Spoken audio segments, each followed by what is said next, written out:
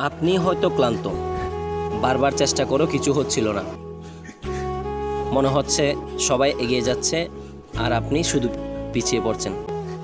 কিন্তু একটা কথা মনে রাখবেন, বড় সাফল্য একদিনে আসে না। প্রত্যেকটা সফল মানুষ এক সময় ঠিক এই জায়গাতেই ছিল। তারাও হেরেছে, ক্লান্ত হয়েছে, কিন্তু তারা হাল ছাড়েনি।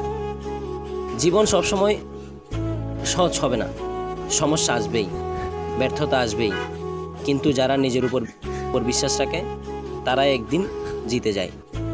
আপনাকেও জিততে হবে, কারণ আপনি চেষ্টা করছেন, আর যারা চেষ্টা করে তারা একদিন ঠিকই পৌঁছে যায় তাদের লক্ষ্যে।